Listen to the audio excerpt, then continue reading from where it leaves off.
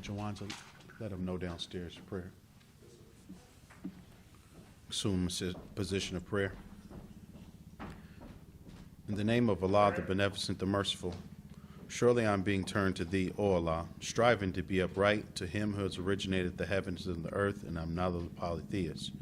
Surely my prayers, my sacrifice, my life, and my death is all for Allah, the Lord of the worlds. No associate has He, in this I am commanded, and I am of those who submit. O Allah, Thou art the King. There is no God but Thee. Thou art my Lord, and I am Thy servant. I have been greatly unjust to myself, and I confess my faults. So grant me protection against all my faults, for none grants protection against faults but Thee. And guide me unto the best of morals, for none can guide unto me the best of morals but Thee. And turn away from me the evil and the indecent morals, for none can turn away from me the evil and the indecent morals but Thee. O Allah, bless Muhammad, and bless the true followers of Muhammad, as Thou didst bless Abraham and the true followers of Abraham, for surely Thou art praiseworthy and magnified in Thy midst. And O Allah, make Muhammad successful, and make the true followers of Muhammad successful, as Thou did make Abraham successful, and the true followers of Abraham successful, for surely Thou art praiseworthy and magnified in Thy midst. Ameen. Assalamu alaikum. All right, the sisters is here. I want to thank you and begin in the name of Allah, the Beneficent, the Merciful. Bear witness there is no God but Allah, and that Muhammad is indeed His messenger. Once again, I'd like to greet you in the greeting words of peace and paradise of Assalamu alaikum. Brothers and sisters, we want to thank you for showing up to your mosque meeting early. We have a special meeting today, so instead of our customary 8 p.m. time, we're starting early so we can we have a special meeting tonight on male and female relationships. So we're going to have questions and answers. We're going to soon pass out index cards so we can write down your question. And just know that no question is off limits. But we wanted to begin our meeting with prayer like we always do. Prayer is extremely important. Of course, Holy Quran 25:77 says, "Say, my Lord would not care for you were it not for your prayer. Now indeed you have rejected, so the punishment will come." We know we definitely don't want to be punished in this day and hour. We want to be mindful of our prayers, right? We don't want to just say our prayers without thinking about them, without being sincere about them. So like we opened up in the prayer, surely I've been unjust to myself, right?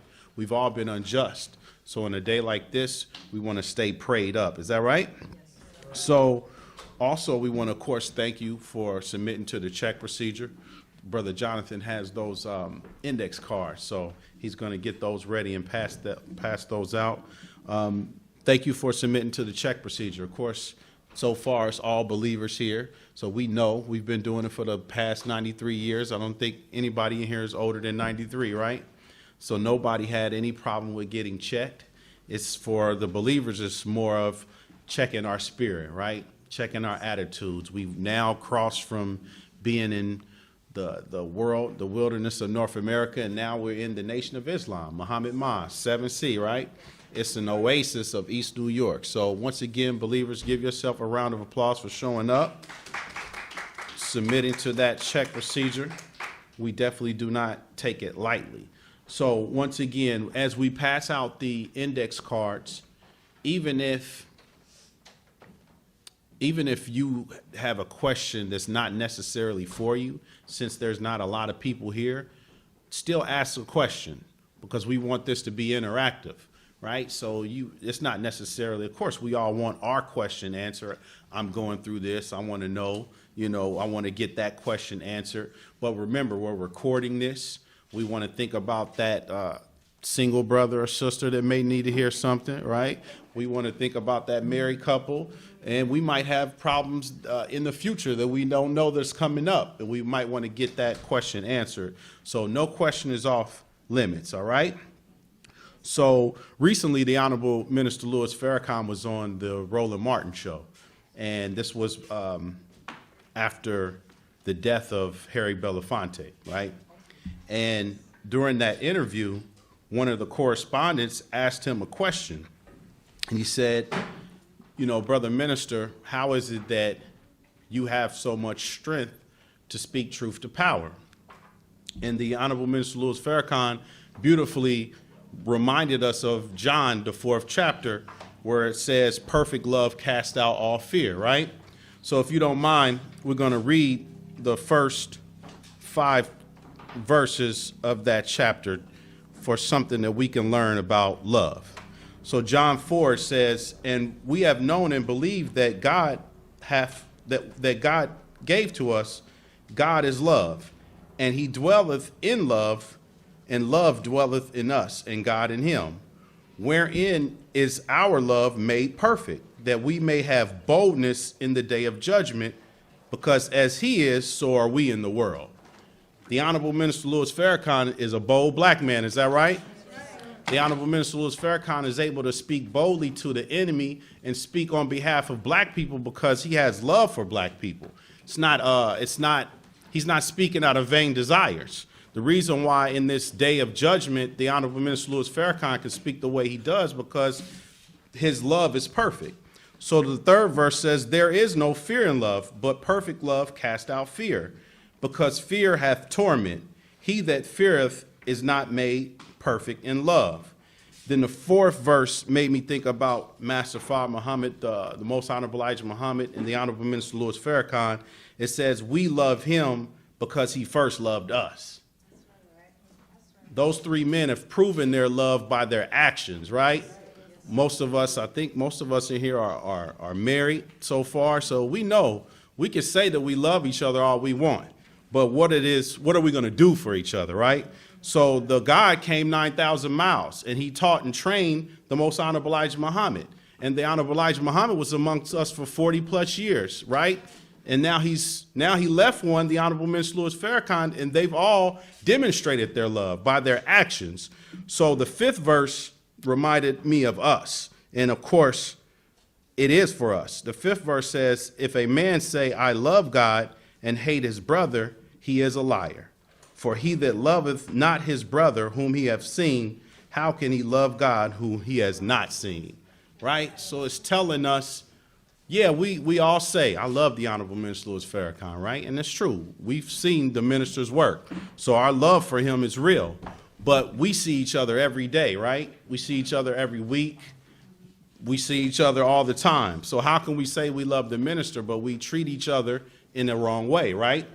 That the God is saying that we're a liar. So God is love, and he that dwelleth in love dwelleth in God, and God in him. So it made me think about those extreme cases of love, right? Our minds, whatever we can conceive, our thoughts, that's our laboratory, right? We have adrenaline, dopamine, all of that is released, right? So there's something called hysterical strength, right? Now the scientists, they don't have an answer for it, but the example there's many examples, but here's one. It was a woman in Georgia, right? And she was in her garage, and she was in the garage with her son, and her son was working on a car. And as he was working on the car, the jack fell, and it fell on him. But the mother in that moment saw her son, and she instantly reacted, and she lifted the car up. Yes. Now the scientists don't know, they can't explain it. They call it hysterical. But what it is true love. Is that right? A mother's love is going to lift a damn car. Is that right? A mother's love is going to see through all the faults and see the needs. I need to save my son, so I'm going to lift this car up.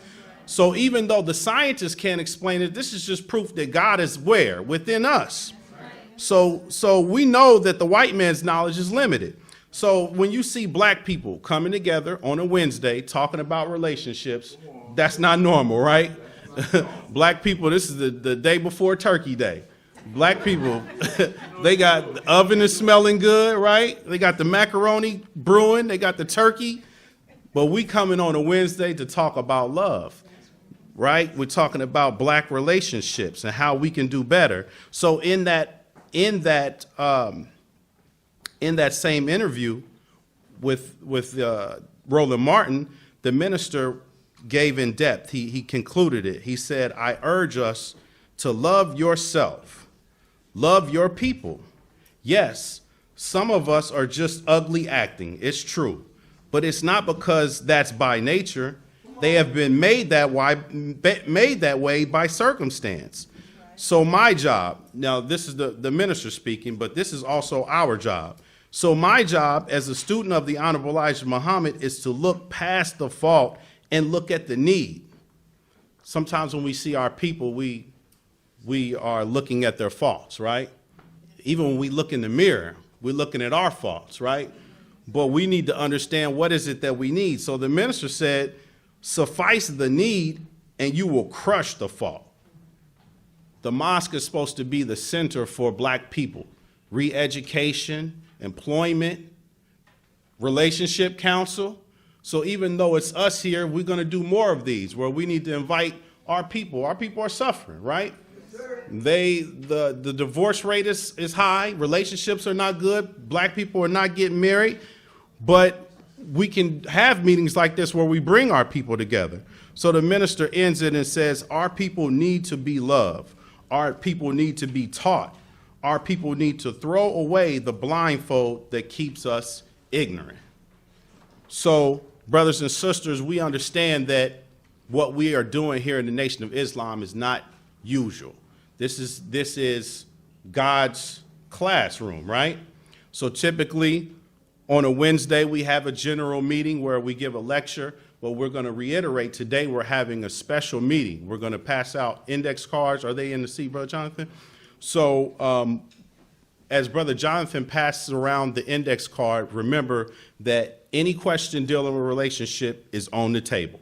Brother Henry's going to give a lecture, but after that lecture, he's going to open up the floor for question and answer. So like we were explaining earlier, it might be a question that you might necessarily need for you, but you want to get that question answered. Your auntie might need it, your cousin might need it. Write that question down so we can get that interaction going. Does everybody understand? Yes, sir. So, brothers and sisters, we have about 3 more minutes before Minister Henry comes on. We want to let you know that the Final Call newspaper is in the house. The latest edition is dealing with our indigenous people. Let's give a round of applause for the Final Call newspaper. It's a message dedicated to the black man and black woman of America. Of course, tomorrow is what they call Thanksgiving, but it's an excellent opportunity for us to teach our people. Is that right? So if you are going to go amongst your family, it's a perfect time to interact with them. They know that you're a Muslim. They know that you've been in the nation, or they may know that you've been going to the mosque meetings. They might have some questions for you. Well, how you doing, brother? How you doing, sister? I know you don't eat pork. Well, why don't you eat pork? It's an excellent time to say, well, that's a great question. We follow something called How to Eat to Live. On page 28, we always deal with something that's dealing with health. So don't be afraid of our people. Don't be afraid to interact with our people, because unalike attracts and like repels. Is that right? So when we're amongst our people on these quote unquote holidays, use it as a moment to interact with our people. Use it as a moment to teach. Whether you're a brother or a sister, the word should be in all of us, right? We should never be afraid to wear it on our sleeve of who we are. Go ahead, brother. We're in the Nation of Islam, and in a day and an hour like this where the cost of living is increasing, a lot of things are failing in America, but Islam comes when all else fails. Is that right? So the church, they have the same issues as the world has, right? We have to be different. We have to be a superior people. When they see the people in the Nation of Islam, they know that there's something different about us, but they can't.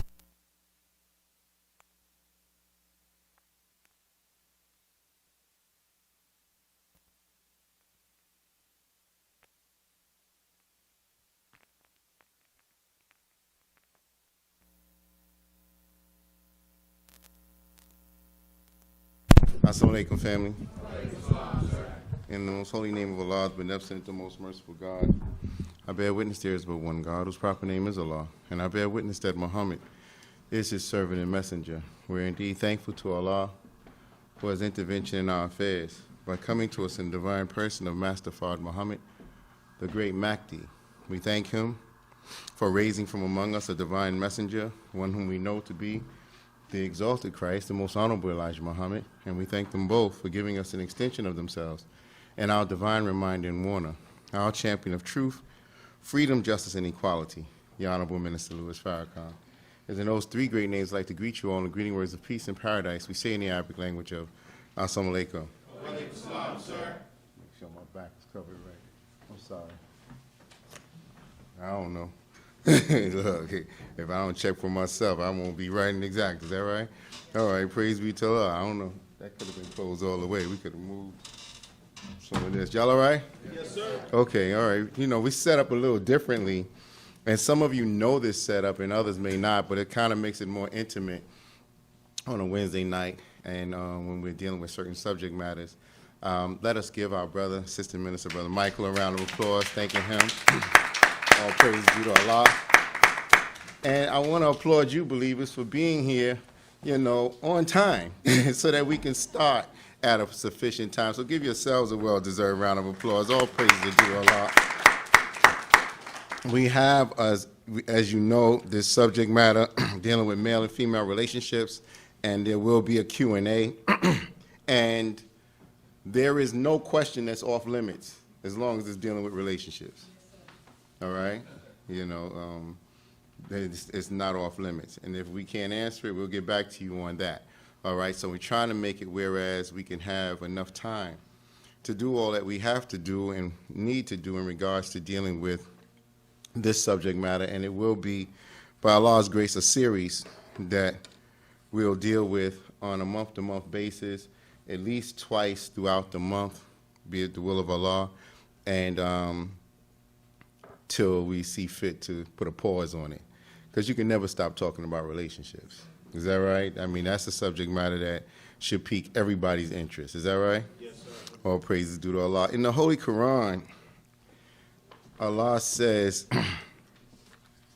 in Surah 3, O men, serve your Lord who created you and those before you so that you may guard against evil, who made the earth a resting place for you and the heaven a structure, and sends down rain from the clouds, then brings forth with it fruits for your sustenance. So do not set up rivals to Allah while you know. And if you are in doubt as to that which we have revealed to our servant, then produce a chapter like it, and call on your helpers besides Allah if you are truthful. And of course, brothers and sisters, all praises due to Allah. That's in Surah 3, verse 21 through 23. We cannot produce a chapter like any of the revelation that's been given to us in the Holy Quran. And Allah says himself, if all of the trees was pens and all of the seas were ink with 7 more added unto them, you could never exhaust the word of Allah. So it is with the Holy Quran. We know that even what's written in the book, there's so much deeper knowledge that comes out of what's written that you and I can read the same verse and see different forms of beauty coming from that verse and deeper in it. But we are blessed by Allah to have a servant from Allah that was born from among us in the most honorable Elijah Muhammad, who we know and bear witness by his works, if not by his words, that man he met with Master Fard Muhammad had to be God in person, the great Mahdi that he told us he was. But even though most of us, if not all of us, can say, well, look, I never got a chance to see the Honorable Elijah Muhammad, hear him, we can see him on film and whatnot, but we have Minister Farrakhan.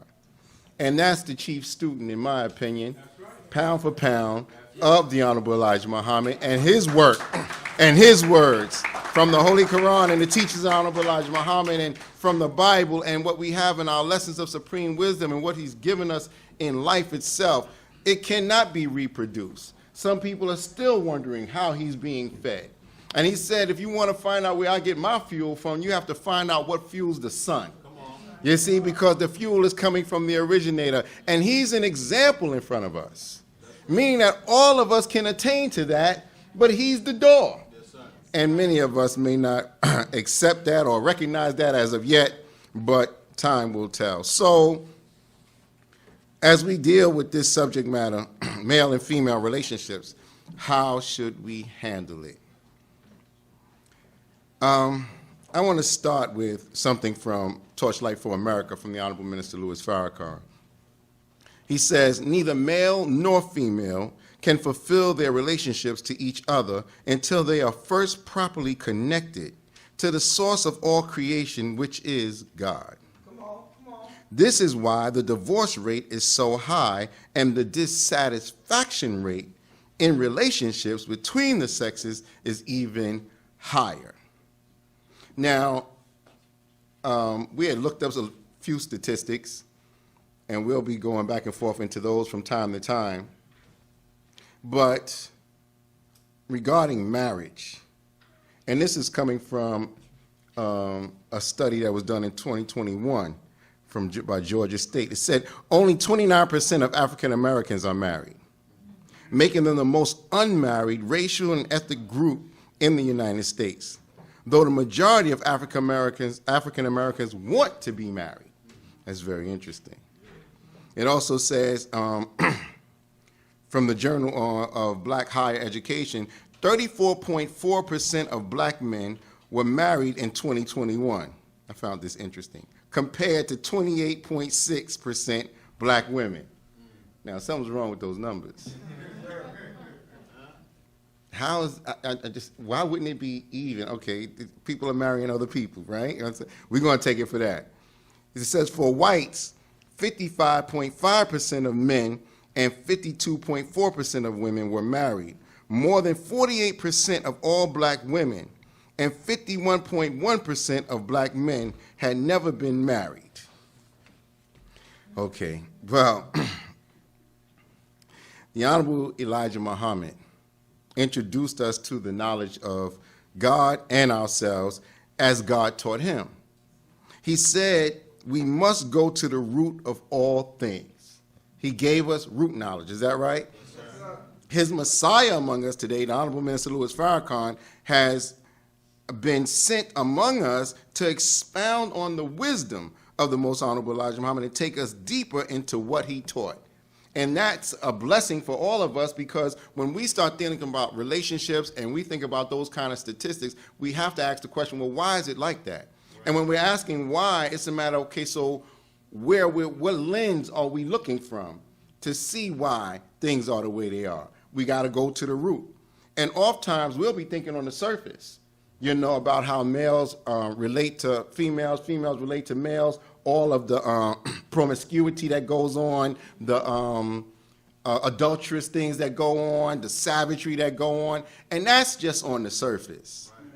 There's something else deeper at the root of it all that the minister introduces us to and that we have to take into consideration when it comes down to our people, when it comes down to ourselves. Now, right now, we're looking at it from the aspect and the lens of dealing with people in general. It's going to narrow down to the believer, because the believer should not be thinking like the people in general or acting like the people in general. But oftentimes, the believers acting like the people in general, and some of the people in general acting like believers. It is what it is, you know what I mean?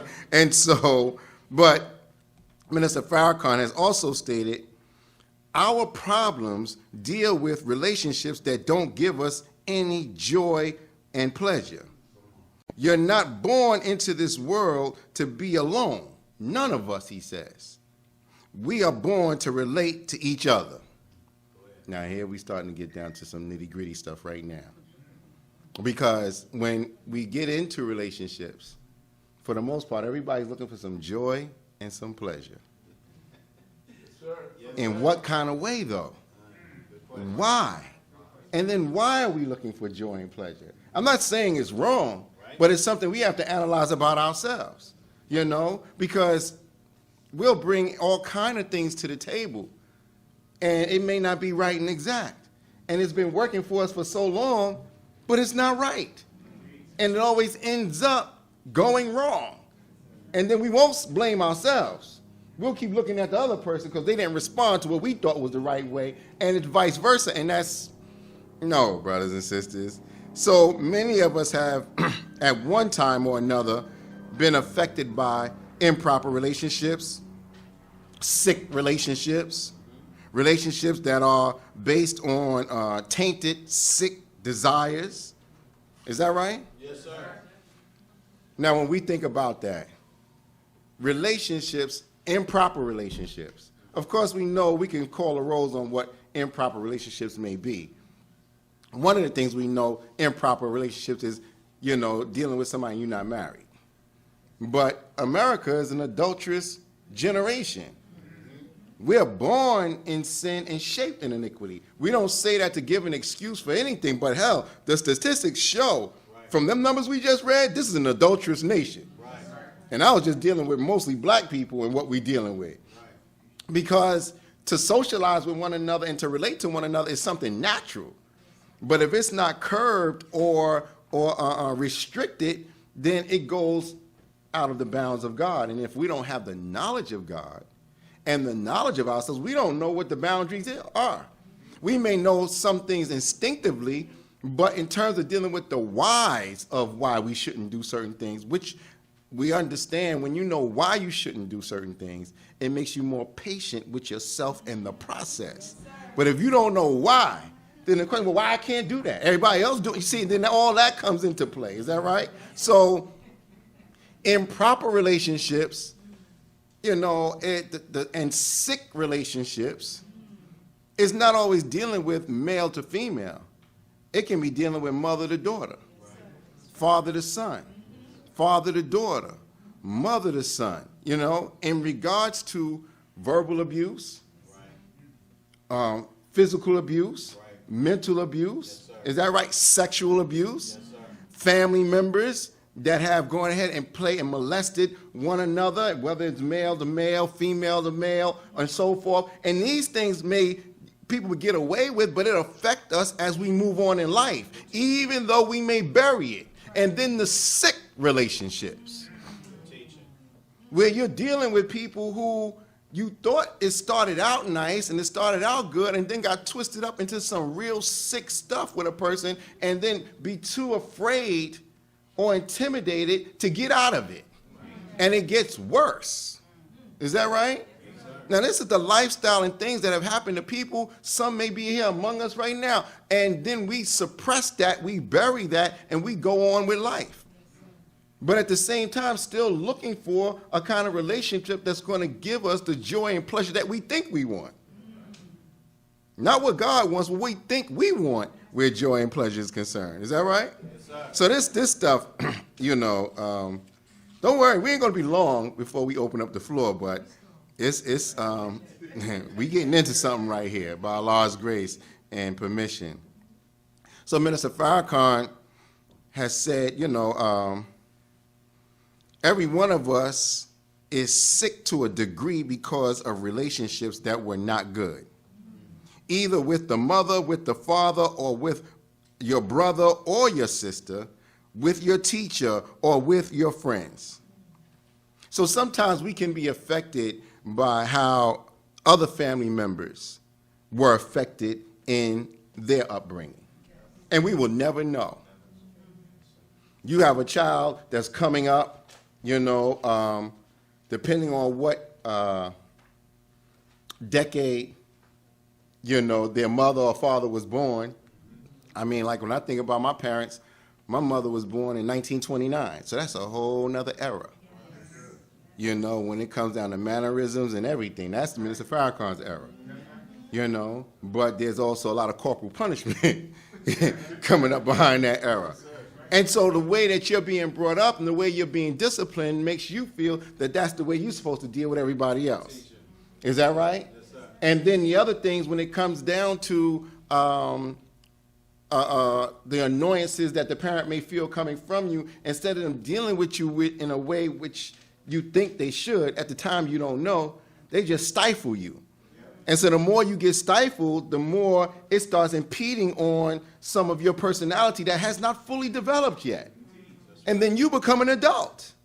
And so if it's to the point of anything that's happened as children being together and the parent not watching and you get caught up in something, then the punishment that comes with that is more detrimental than the act that was taking place that didn't go so far, because then it scares you away from that which is natural. So then when it does come down time for you dealing with something natural with the opposite sex, you hiding. You trying to be under the cover of darkness because this is something that's a nasty thing when it's really a natural thing, and no one sat down and taught us about the proper way to conduct ourselves in relationships, male to female and so forth, when it starts getting intimate.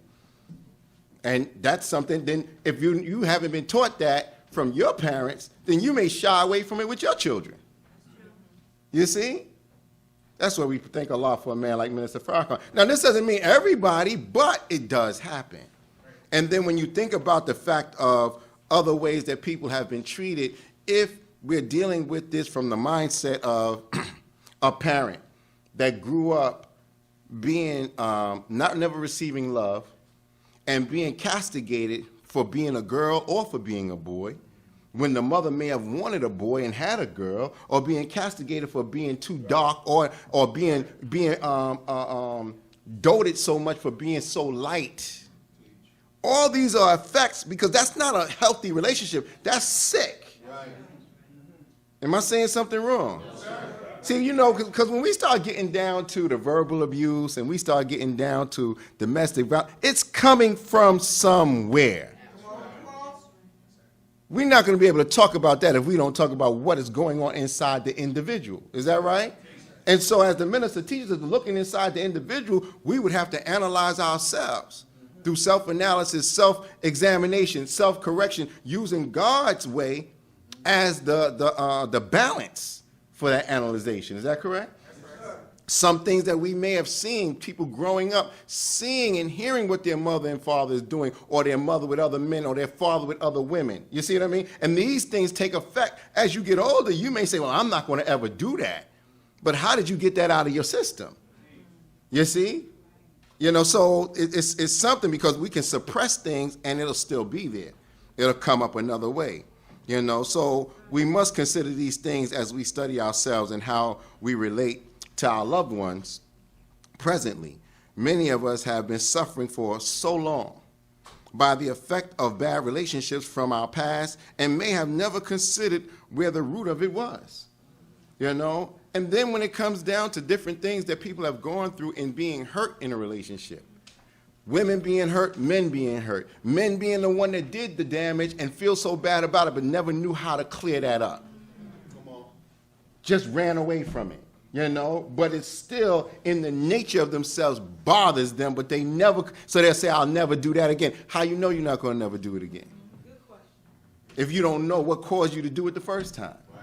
You see, and then if you never cleared it up, then when something else goes on that may not be of the same like, but it may be pain that you caused, conflict resolution is not coming into play. Right. Because my thing is, wither to flee, I'm out.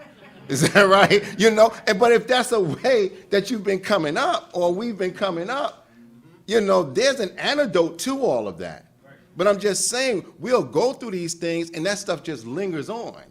You know, and you see sometimes on these social media or these TikTok little things where it shows, you know, the way the parent says, you know, apologizes after, you know, beating you or putting you on punishment or whatever the case may be, 2 or 3 days. Like, yo, you want to go get some ice cream? Look, never addressed the brutal treatment that was done. It's just like 2 or 3 days later, you want to go get some ice cream? Yeah, Dad, I'll go. And so what is that? That's sick relationships. That's not a real relationship. That's improper. Now, don't get me wrong, brothers and sisters. You know, everybody doesn't go through this, but all of us have been affected by it. That's right. Because the enemy who kidnapped us through our ancestors didn't bring us here to be family. He did not bring us here to love one another. No, he had to break that up in order for him to make us into slaves. Because our love for each other would make us kill him once we see him doing certain things to one of our own. Is that right? He had to bust that up. So some of what we read about when we look at statistics about how many of our people are not married that want to get married is part of, you know, the backdraft, if you will, of what we've been tainted with all this time. And it's a shame. But our people are destroyed for a lack of knowledge. You see, and you know, ignorance is the enemy. Is that right? Yes, sir. So the minister says in Torchlight for America, the natures of male and female are different, but they are meant to complement each other. In the absence of knowledge, the different natures of male and female can work destructively against the self and against the union of both. The fundamental knowledge that is absent in male and female relationships is the knowledge of how we should relate to God and each other. So many of us were taught in our societies of the black community that our relationships should bring us joy and pleasure. And it should. But the problem has been we don't know what real joy is. We don't know what real pleasure is. And because our relationships have left us with an emptiness inside, we have been looking for the answer through physical gratification when all along the problem has been spiritual. That's right. So then we become like freaks, thinking that if I can get that physical gratification, I'm good. Right. And then with some of us, it'd be those baby boy relationships. Curse each other out all day long, fight, break up the house, throw things at one another, then don't speak to each other until it gets dark. And we in the bedroom with the lights off. Baby, you know you my rib. I love you, boo. That's sick. Yes, sir. And then get up in the morning and act like we just got a good relationship. And we ain't never dealt with that crap when we curse each other out, threw everything around the house, everybody done heard us, done broke up stuff in the house, and now we back to normal again because we had some sexual gratification. No, that's not real joy and pleasure. And when you think about it, as the way the minister teaches us, it's something inside of us as human beings that our nature yearns for when it comes down to joy and pleasure, that sets off endorphins in our head. But when we're not getting it, then, something else is going to have to fill that void. So we're going to look for it. And now without the knowledge of God and the knowledge of self, we don't even know what we're looking for. So when it's a matter of going ahead and trying to get something that's going to fill that empty void, but I don't understand where the empty void, I just know something's incomplete. So then what is it going to be? Well, then your friend going to offer you some reefer or a drink or let's go party or let's do it. And then it's like, okay, you think you're getting joy, you think you're getting pleasure, or you think that's going to lead to some joy, but it's going to be in a savage way. Is that right? Yes, sir. And so the real side of self is still never complete. And we all know, or at least some of us know, even to the point whereas when you deal with it from a physical level, sometimes once the physical act is over, y'all don't even want to be next to each other. That's how you know it's not real. It's not really dealing with the soul of yourself. That's not why Allah brought this into existence, for us to be able to procreate. If it's not hitting my soul and it's not hitting your soul to the point where once the act is over, how would she leave? I don't even know why she's still touching me. See, all that, and you dealing with, no, bro, listen. I'm not saying something that's not real. And it's just really showing where we're at in our lack of understanding of the male, our lack of understanding of the female as it relates to God. Is that right? Yes, sir. Because I'm going to slow down, but I'm just saying. Because as the minister said in that part, in terms of dealing with, in the absence of knowledge, the different natures of male and female can work destructively against the self and against the union of both. The male is not like the female, and the female is not like the male. We do not think alike. Even though we are two halves of one whole coming from the originator, we don't think alike. And it took me coming into the nation to realize that. To hell with, men are from Mars and women are from Venus. No, we don't think alike. Right. And you'll be beating yourself in the head as a brother if you're not coming into that knowledge of, wait, well, why she can't see it? It's right there. I showed it. She know me. I know. No, we don't think alike. And so if we don't think alike and we're not understanding each other from the point of God and the knowledge of self with God as the balance, then how are we going to really appeal to one another outside of the physical? Good question. And if we don't appeal to one another outside of the physical, then what kind of relationship is that? That's not no real relationship. That's an improper relationship. Can it be fixed? Yes. But it's still improper. And then some of us will go on day after day, week after week, month after month, year after year, and then just give up. Well, I'm just going to just, you know what, we just in it. So I'm going to go to work. I'm going to come home, and hopefully I get home and she sleep. Or, I put some more work in to make sure that by the time I get home, he's tired, he can eat, and he go to sleep. And then I can wake up the next morning and get the hell up out of that house and go back to work. And so, what is that? Right, come on now.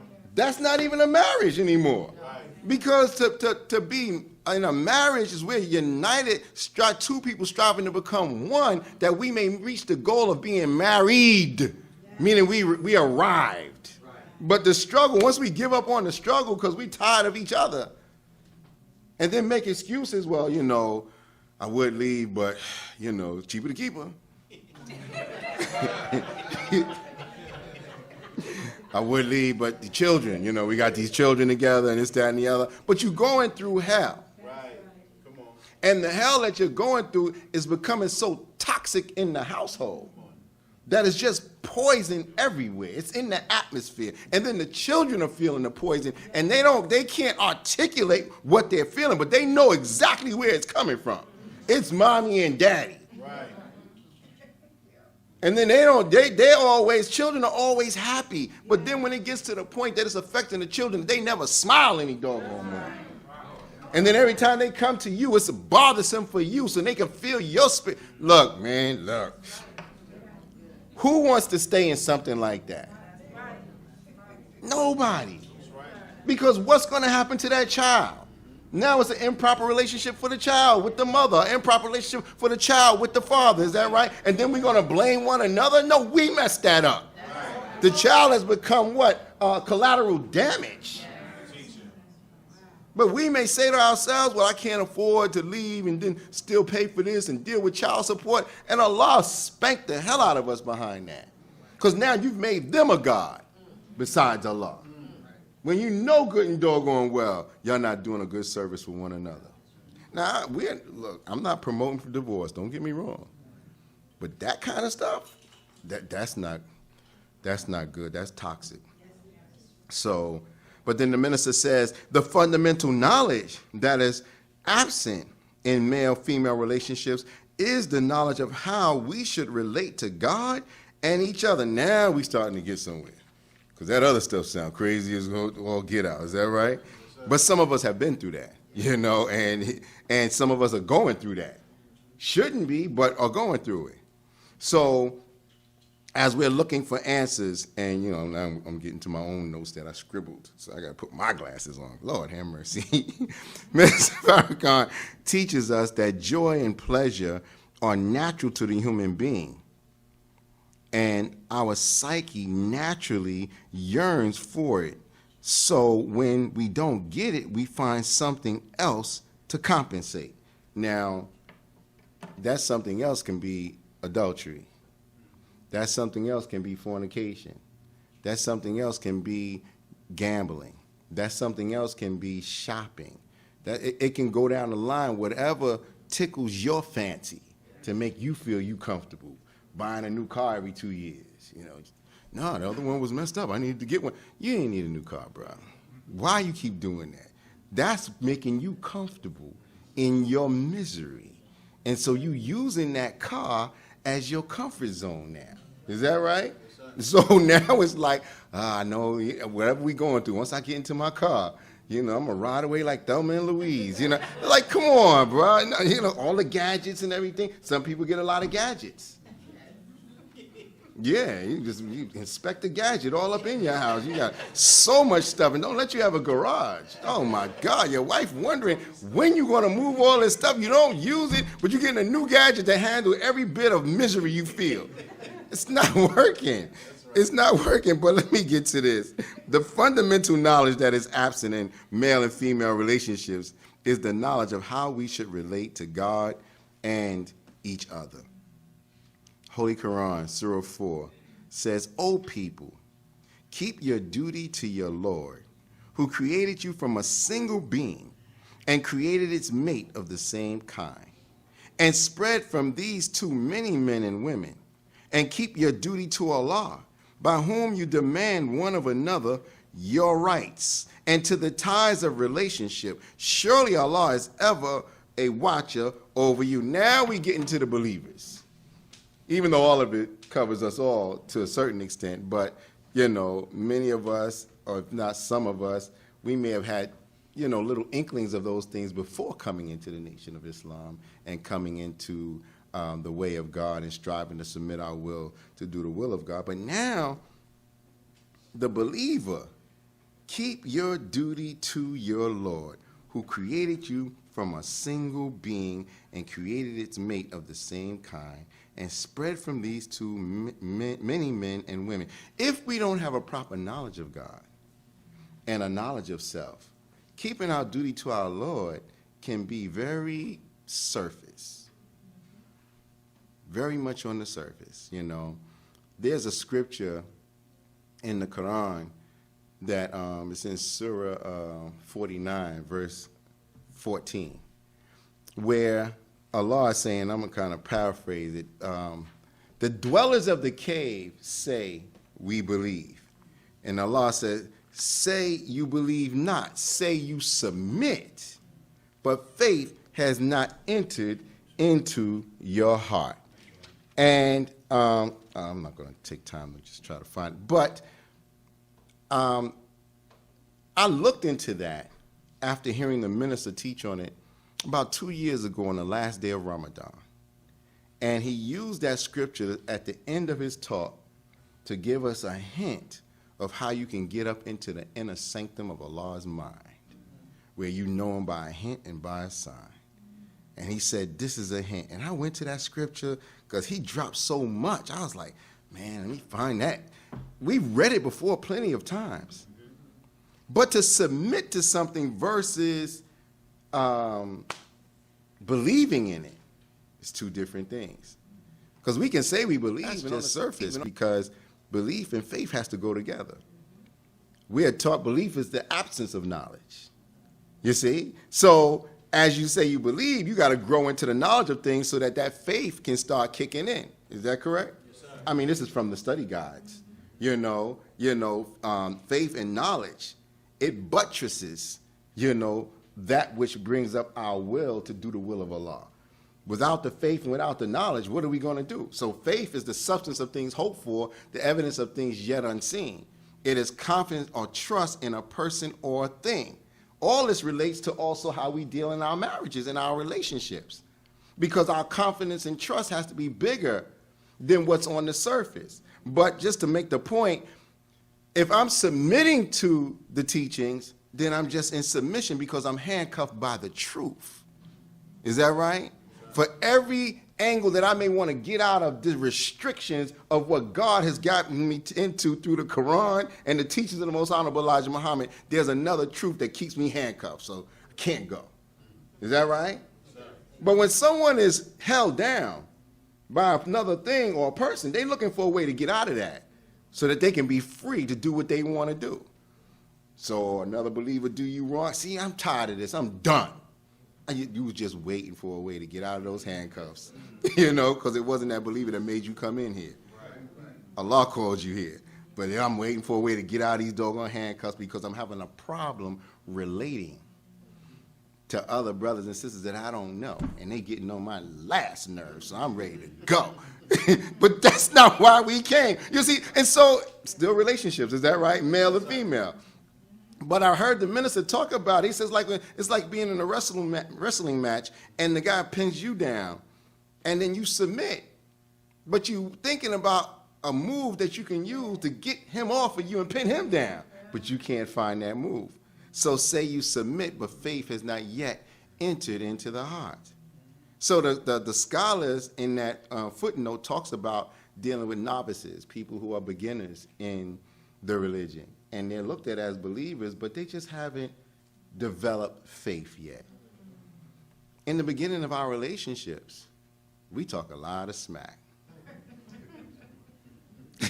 and, and we just really on the surface of it all. And sometimes we'll be talking about how much we love one another, and it's really just infatuation or lust. Right. Camouflage in a nice way because we married now. Right.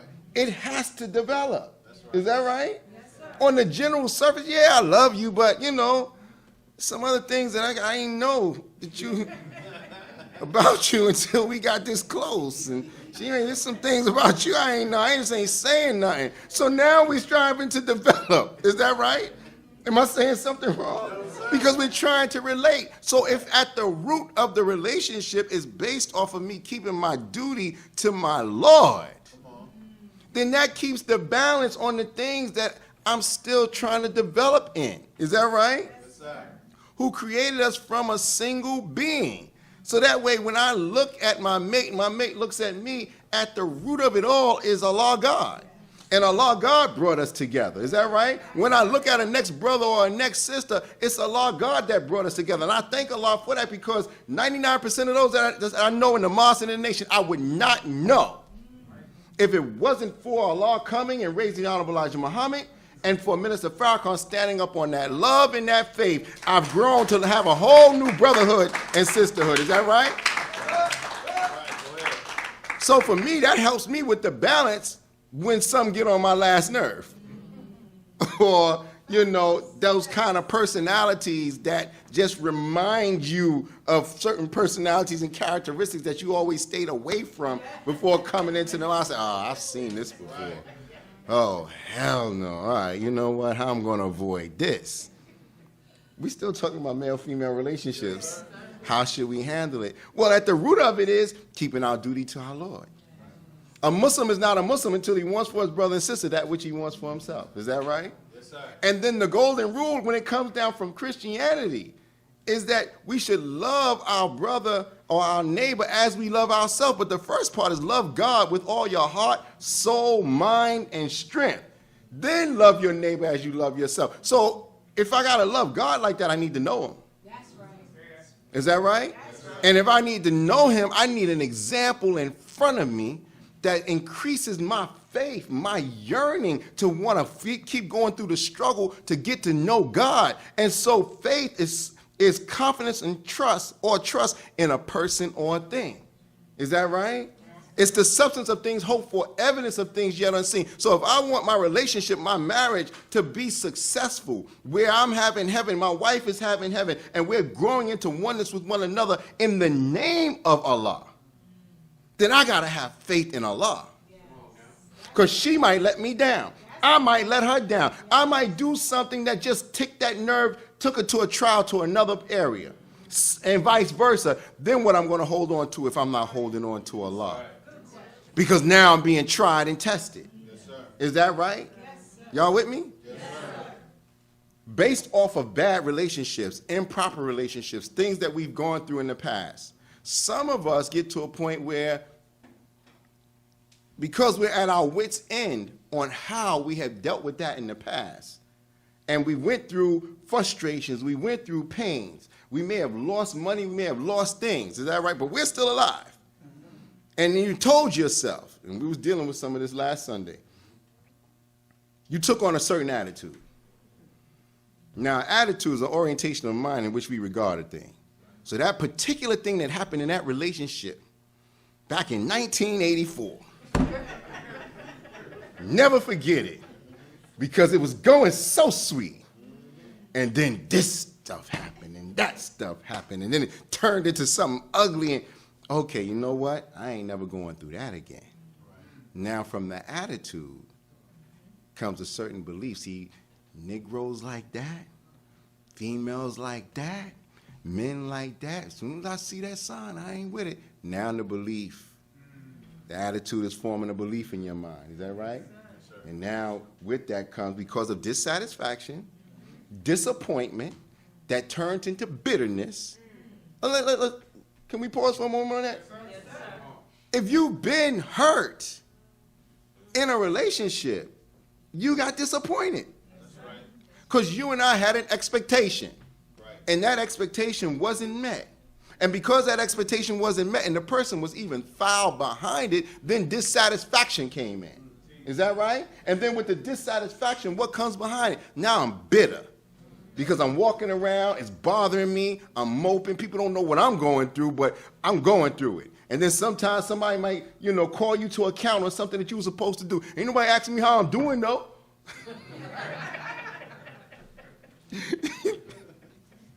I'm sorry. Because it comes out. You're avoiding your accountability, but you ain't even asked me how I was doing, though. You don't know what I'm going through. You know what I mean? You don't know what I have to deal with every day, and then the tears start coming in a squeaky voice, and it's like, well, what the hell? But no, we got to laugh at ourselves. I'm not laughing at the situation. If this applies to anybody in the audience, it's not by coincidence, and I don't know what you went through. I know what I've been through, so I'm just looking at myself, all right? However, that dissatisfaction, disappointment, the bitterness, in the midst of the bitterness, we got to be real careful because now what's coming up? Anger. And the scripture says, anger but sin not.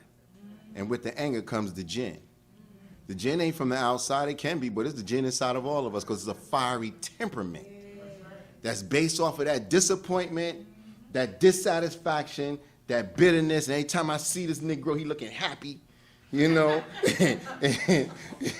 he's dressing all nice and everything and smiling all the damn time. Half of the stuff he got, I helped him to get, his mannerisms and everything. I helped make that Negro the way he is. And now look, so, and then the brother too, like, what? Hey, she comes. She gonna be there? Man, I ain't even going. But I gotta go because I want to see how she look right now. And so now, but listen, anger but sin not. I seek refuge in the Lord of men, the King of men, the God of men, from the evil whisperings of the slinking devil who whispers into the hearts of men from among the jinn and the men. See, that whisper that comes up is from that fiery temperament. It's from that anger. Eddie Murphy made a joke about it when he's dealing with the African woman and you go get somebody from out. But he's like, you know what I should do? Oh, I know what I'm going to do. And now treachery can come up. And treacherous, and you're doing more damage to yourself. Is that right? Right. So, oh people, keep your duty to your Lord, who created you from a single being and created his mate of the same kind and spread from these two many men and women. That can be looked at in so many different ways. But for us in the Nation of Islam, one of the ways is dealing with the single being the most honorable Elijah Muhammad. Lean not on thine own understanding, but in all thy ways acknowledge him. Not H-I-M, H-E-M, Honorable Elijah Muhammad. Acknowledge Minister Farrakhan. Because we're dealing with that man of God that God is working through to get us up to where God wants us to be. And so in that instance, we're getting ready to stop this in a few minutes. In that instance of dealing with that acknowledgement, it has to come through the midst of the pain. It has to come through the midst of the turmoil. And what's going to bring it up through the midst of the pain and the turmoil? Sincere prayer. And Allah says he got to keep pressure on our neck to make us bow down. Because when we're able to bow down routinely, then it's just too comfortable. But when you're going through drama, you going through stress, your prayers are more sincere. Is that right? You start looking up other things that say, I remember. They say confession is good for the soul, right? I remember I was going through so much stress, I wanted to find the proper way to talk to Allah. Now, I knew my prayers. I had already been in the nation for about 12, 13 years. I knew my prayers. I've been studying the study guide, but I was feeling because of what I was going through, I wasn't talking in the right voice. And I ain't talking about, trying to make a nice, oh, Allah. We something else. We are something else. And we try to fool God, but God is inside of us. How you going to fool yourself? But anyway, let me get past that. And I heard the minister say something one day. It just came back to mind, and he talked about something about the book of Psalms and how it was dealing with the heart of David and how David's heart was fashioned after God's heart. And so I started reading the Psalms, and oh my God, some of them Psalms, look, That situation with David and Bathsheba, and the way he apologized, I forgave him. I started crying. I'm like, oh my God, he didn't mean to do that. But I'm saying that to say I started reading it to just get into that frame of mind and spirit so that when I would go down in my prayers that I would, be able to be more sincere. Because I didn't think I was being sincere enough. When you going through something from a relationship and it got you dissatisfied and disappointed and you're frustrated and bitterness is seeking in, it's hard to pray. That's right. Literally would know the prayer and get into the middle of it and be like, blank.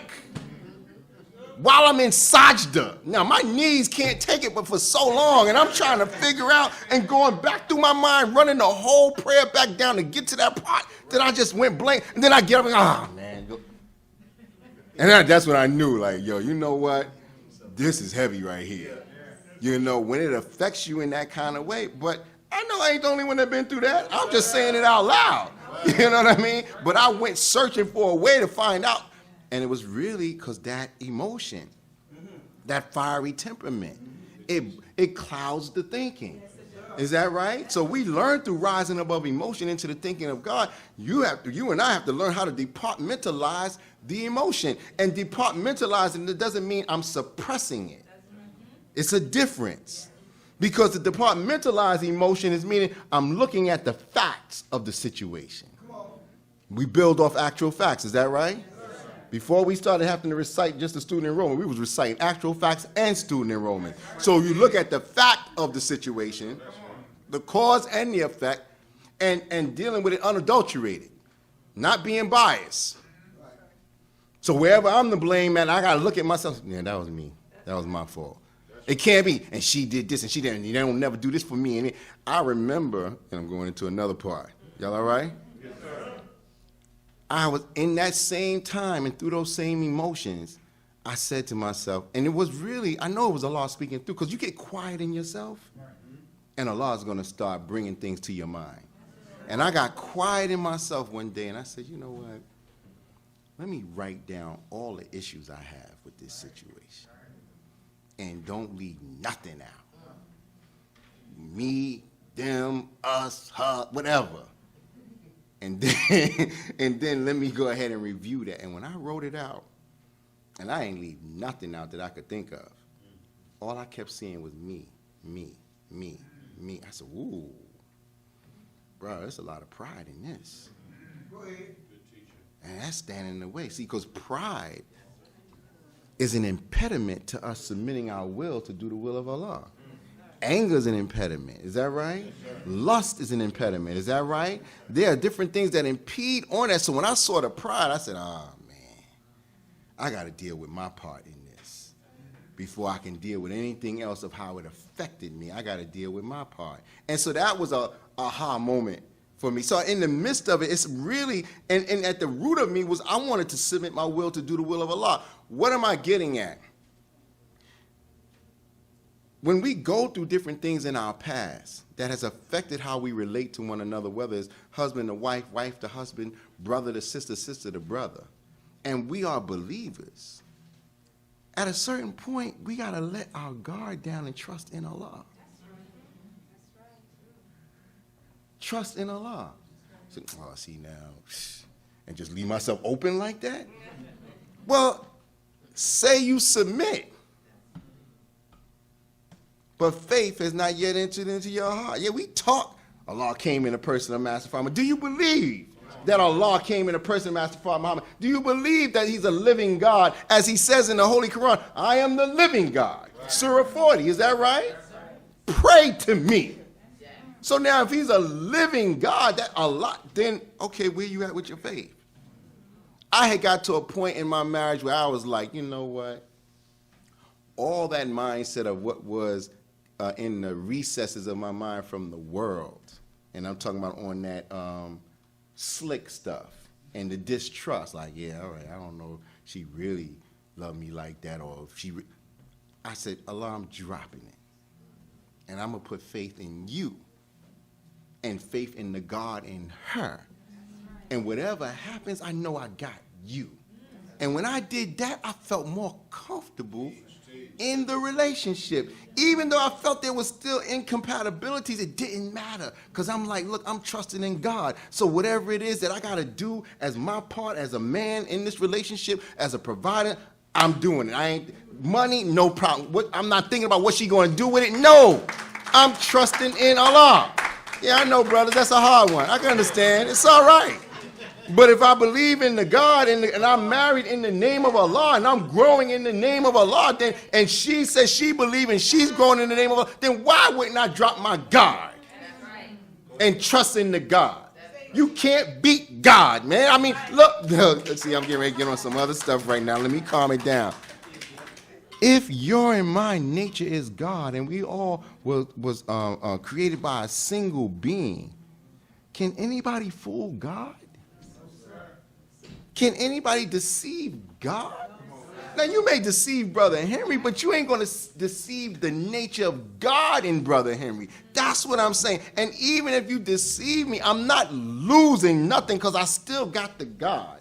And I don't mean in no inferior sense, some spook God. No, I got a true and living God that's backing me, and I'm continuing on the path, on my square of Islam, freedom, justice, and equality, and doing the work of devotion. Then I know it may be frustration for a moment, but I know Allah is going to bless me with that and then some of whatever frustration or whatever loss there was in that.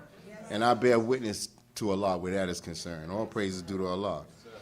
So the believer finds success in his or her obedience to Allah God. We are taught that Prophet Muhammad, peace and blessings be upon him, said mere belief accounts for nothing unless carried into practice. And the Holy Quran teaches us obedience to the messenger is obedience to Allah. Respect for the messenger is respect for Allah. So obedience is where we find our success. And so in Surah, I think it's Surah 23, that deals with successful are the believers. Is that right? I don't need to read the whole verse. I mean, it's just the first verse. Successful indeed are the believers. But when you read down everything that identifies with success, it says here, who are humble in their prayers, and who shun what is vain, and who act for the sake of purity, and who restrain their sexual passions, except in the presence of their mates or those whom their right hands possess, for such surely are not blamable. So that's all dealing with obedience. At the root of everything that I just read is obedience. And Minister Farrakhan has taught us obedience is the highest form of sacrifice. So being obedient to Allah and Allah's laws and ways and his restrictions allows us to have success. Yes, sir. Even when in the face of being done wrong, you could give like for like. You could. But we're not that kind of believer. The Honorable Elijah Muhammad taught us that God taught him that the original man and woman is God. Asiatic black man, maker, owner, cream of the planet of God of the universe. And that it is his desire, Master Fard Muhammad the Mahdi's desire, to bring us up into the circle of the 24 scientists who are descendants of those that write and make up Bible and Holy Quran. So to be brought up into that circle is through our obedience to him and what he taught will allow us to grow to be qualified to get that kind of equality, because he said in the word equality is qualification. And so for us to qualify to get up into the circle of those who write Bible and Holy Quran and who are descendants of those, then there's a certain devotion and way that we have to practice. And then he said his aim also is to bring us up into the very ideas of himself, that we will be like him. Now, we know the scripture says in the Bible, we don't know what we'll look like, but we know we will be like him. Is that right? Eye has not seen, ear has not heard, nor has it entered in the heart of man of what we will be like. Here's God saying, I want to make you like myself, but you got to go through these stages of development. So Muslim is the beginning stages of becoming one with God. It takes obedience. It takes us submitting our will. Well, how does all this have to do with relationships? Because if we're not relating to God properly, we're not going to relate to each other properly. That's right. Is that right? Yes, sir. Our relationship to God is what has to develop as we're developing our relationships to one another in our marriage. Okay, I'm almost finished. I'm right on time. Praise be to Allah. So the book of Ephesians says, wives, submit yourselves to your own husbands as you do to the Lord. For the husband, this dude over here laughing. For the husband, I ain't even going to ask you why you're laughing. I'm going to just keep on. You're distracting me right now. Stop. For the husband is the head of the wife, as Christ is the head of the church, his body, of which he is the Savior. Now, as the church submits to Christ, so also wives should submit to their husbands in everything. Now, let's get this straight. The Honorable Ms. Louis Farrakhan says, and I believe it to be right and exact, the woman was not created to follow ignorance. She ain't submitting to no foolery, no dumb stuff. That's not in her nature. If you see a woman submitting to foolery, you know she's acting outside of her nature. Straight up. Or she got another plan underneath that. Yeah, it looked like he getting over on me and got me going stupid. You don't know what I got on the back end of this. He said, I never met a dumb woman. That's right. All right, let's go there. Now we get ready to bust up some, what you call it, what I said earlier, attitudes. When they hard and become beliefs, these beliefs are, yeah. Some of us grew up in an era where we was being told, if you get a virtuous girl, you're going to have her for life. She will never leave you. You shaking your head? You never heard that? Who on the brother side didn't hear that? Okay, right. Yeah, all right, yeah. What? You brother, you at that age where you just learning how to live. You so much above all of us, brother. Don't do that. You don't count right now. You don't count for the house. These kind of crazy, what do you call them? Colloquial terms, yeah, in the Negro mind of savagery. We grow up in the hood being told that outside of the doors of our mothers and fathers, this is the street stuff, and we start believing it. And then some of us, because we don't know how to relate female to male, male to female, and we can't go to our parents because they ain't going to teach us. They don't want to talk to us about it. So because we don't know, we mess up, and then we get our little heart broken and whatnot, and then we say to ourselves, to avoid that from happening again, I'm going to follow that colloquial term, and I'm going to find me a virtuous girl, one that just don't know. I can be able to manipulate that. And that sits in the hearts of some of us. And even though you end up finding out that that's not true, but there's a part of it where you start looking for vulnerable women to make sure that you can still be in control, where you don't want to be challenged. How the hell could we grow into oneness and we're not going to be able to challenge one another? In the sense of the natural part of the characteristic of the female and the male with God at the root. It's like, come on, so when I'm reading this, wives, submit yourselves to your husbands, to your own husbands, as you do to the Lord. For the husband is the head of the wife, as Christ is the head of the church, his body, the body of Christ. Is that right? Yeah. Of which he is the Savior. Now as the church submits to Christ, so also wives should submit to their husbands in everything. The church is made of stone. The stone ain't submitting. The true church is the human being. Is that right? Yes, sir. So there's no need in a wife submitting to her husband if her husband's not submitting to God. Yeah, okay. Now everybody should be clapping. Some of y'all ain't clapping like y'all don't agree with that. That's real, bro. If we're not in submission to Allah, God, if we're not in submission to Christ, because Christ in this sense is God. We know the Honorable Elijah Muhammad. So if we're in submission to his teaching and what he taught, and we're getting better understanding on it from Minister Farrakhan, then we can demand that no, sis, No, you got to go with this. See, now I'm going back to,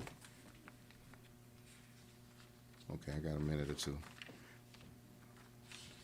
O people, keep your duty to your Lord, who created you from a single being and created its mate of the same kind and spread from these two many men and women, and keep your duty to Allah, by whom you demand one of another your rights, and to the ties of relationship. Surely Allah is ever a watcher over you. What ties us in our relationship is our obedience to God. Is that right? So if I'm keeping my duty to God and obedience to God in everything we do, and the Quran deals with guidance for every facet of our life, so does the Bible, but the Bible's been mixed, diluted, and tampered with so we can get it clearer in the Quran. Yes, sir. Then it shouldn't be no problem. It shouldn't be no disobedience. The only thing that it would be, or rejection, only thing that can cause that is lack of understanding. Then we just need to sit down and have a conversation. Lawful, deliberative dialogue. The lawful part is the Quran. The deliberative part is how you see it versus how I see it. Let's talk about it. It don't have to be all this. And I mean, no, you don't know what you think. It don't have to be all that. We can have a conversation. Is that right? And we can use examples, not of ourselves. We can use the higher example when it comes down to the minister. Right.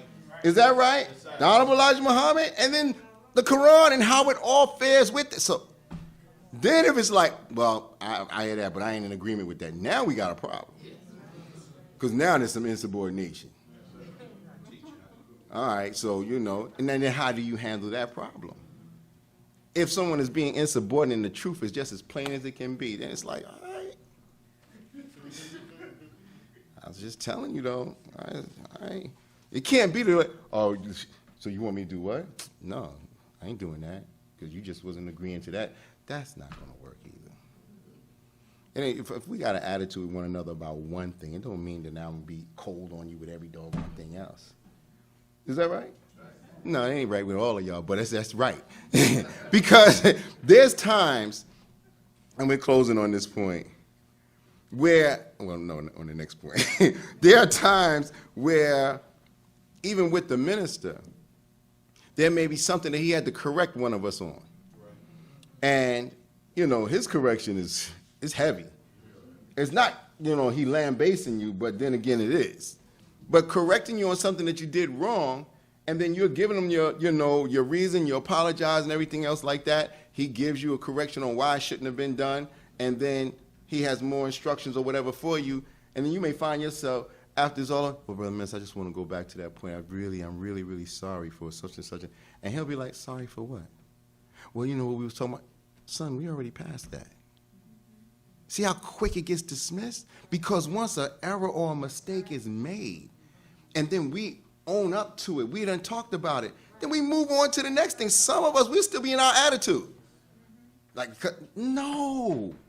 We're still growing, yes, but we got to really check ourselves when it comes down to our orientation of mind on how we regard a thing. Now, don't get me wrong. In the midst of the heated stuff, we have to really curb our tongue because we can be foul.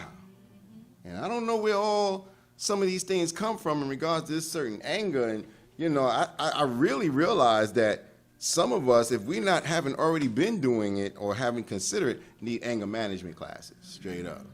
Because we know how to look all nice and taint in the mosque, but underneath that, some of us are some little, almost, you're not too far away from being a Tasmanian devil. I don't know. It's like you just got an attitude that's like Leviathan coming up out of you. And you know what, though?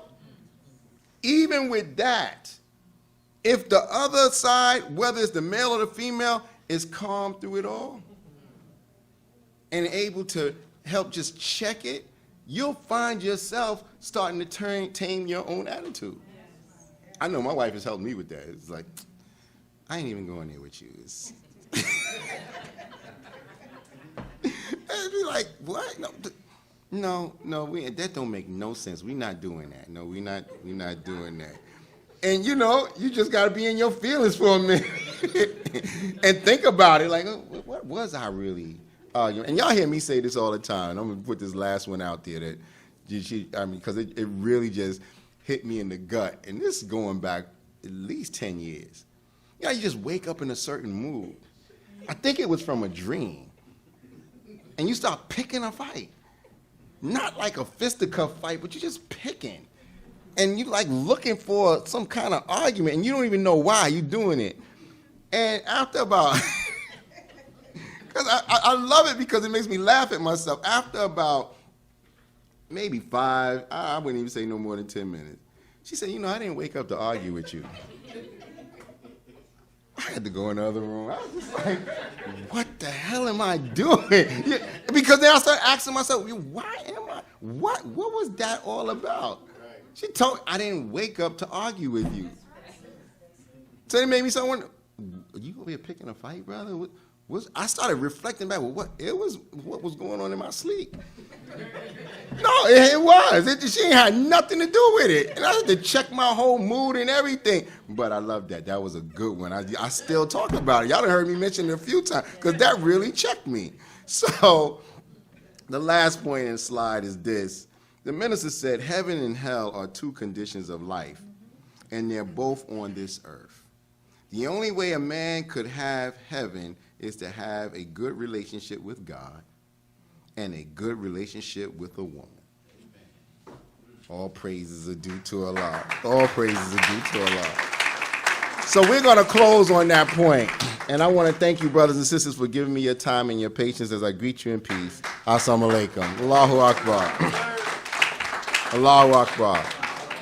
So I did go a little bit over the time that I set for myself, but I want to now open the floor up. We're not taking up no. Ross meeting ain't over. Oh, okay. Bring it. Okay, sir. I see a bucket. I think he wants some money. It's like, yeah. I want to take some time to, brother. Just bring it up, brother. Don't look. They didn't give it to you already. They'll give it to you while I'm doing. Look. I'm talking to you, Brother Jonathan. Yes. Bless your heart. Praise be to Allah. Look at him. That's it? Thank you. Okay, some people acting real shy up in here. It's all right, though. I'll start making stuff up. You don't give me no questions. Does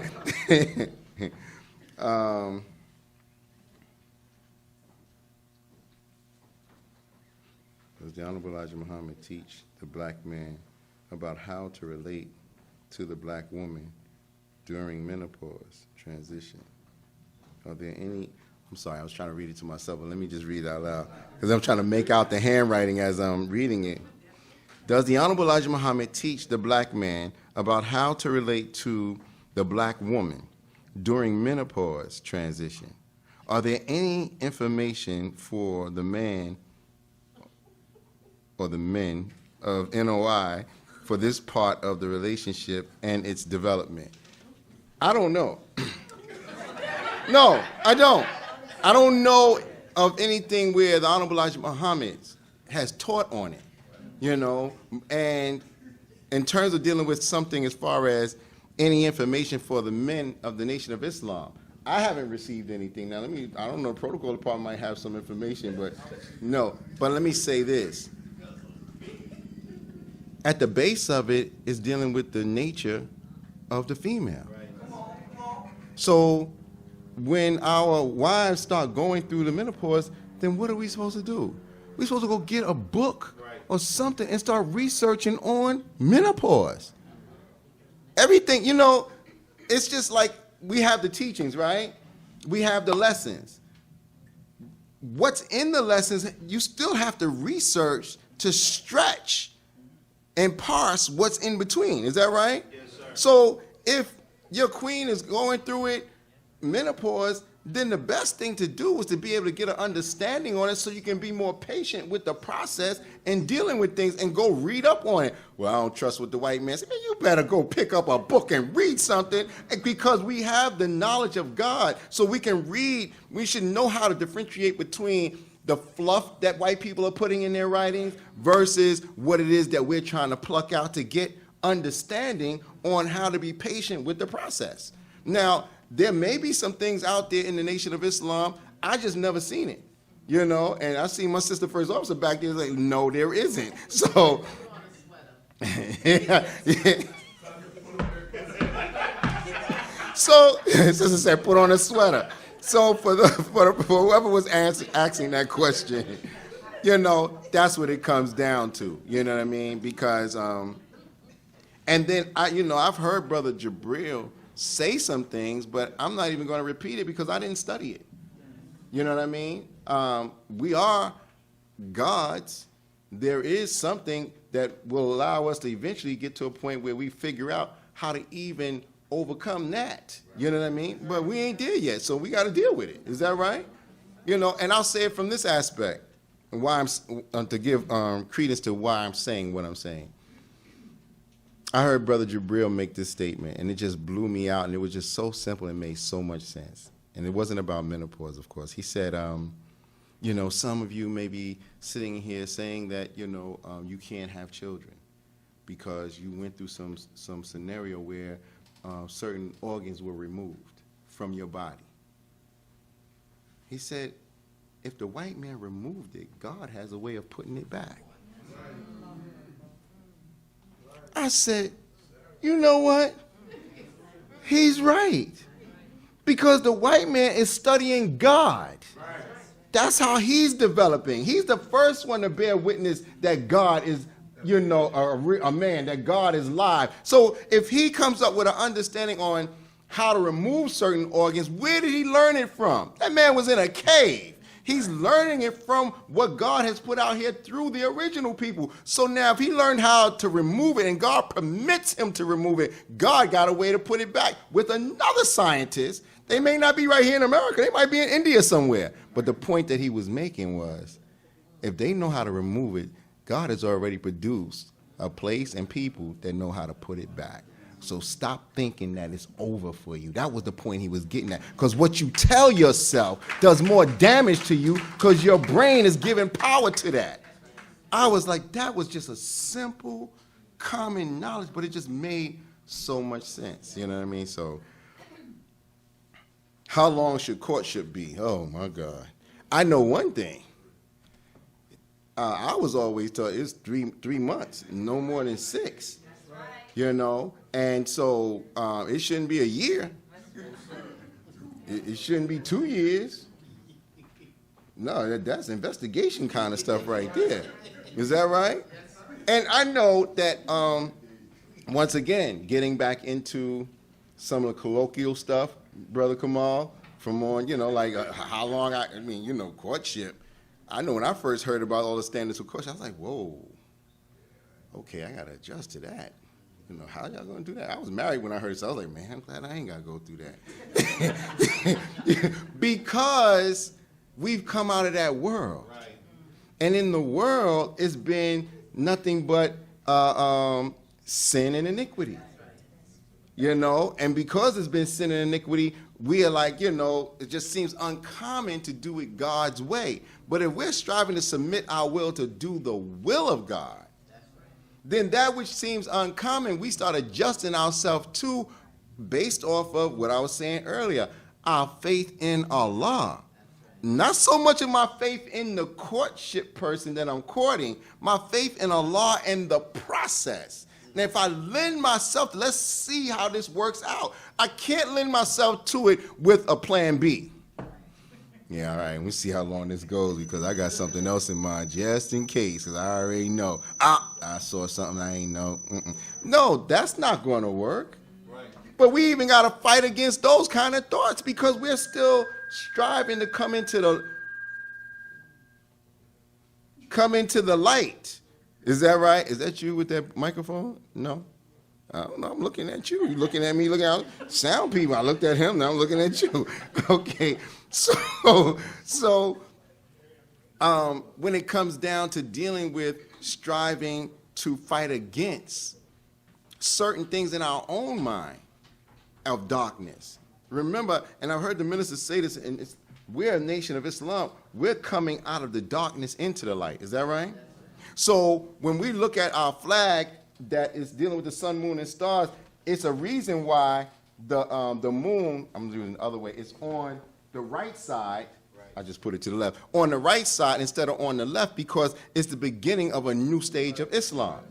And when you look at nighttime, when it's about to come into daybreak, as the minister has said, pointed out, when that sun is rising, it's rising up out of what? Darkness. We're rising up out of darkness with the light of God. So we always have to be careful about the dark side of self because we've been in the darkness for so long. But this is not something we made up when it comes to courtship. We've heard the word courtship before. That's back in the days, my grandmother and them. But we didn't know what the guidance was for that. The Honorable Elijah Muhammad has given us guidance for courtship, and that so that we can come up in the right way with Allah toward one another. And so, but it shouldn't be no more than 3 to 6 months, really, unless there's something else that goes on in between that preempts things, you know what I mean? But it don't take long to figure out whether you want to marry that sister or not. You're really waiting for her. No, seriously, because she's the one that makes the choice. Because as a black man, I already know. I already know what I want. I'm like, look, I ask a few questions. I check certain things out. We talk a little bit more. I ask a few more questions, and I'm looking. I'm like, okay, yeah, and yeah, so I'm doing my investigation, but my mind is already made up. This is the one. Let me just check some things out and find some things out. Look, this ain't no play. I want a wife. So I'm letting you know out the gate. This is why we here. So that way, if you ain't with this, then okay, all right, let me know. I don't, did I say something wrong? Why not be just straightforward? Like, look, we're in courtship, we talking, we done been out to dinner 2-3 times, we done had chaperones. Look, you know what this is about, right?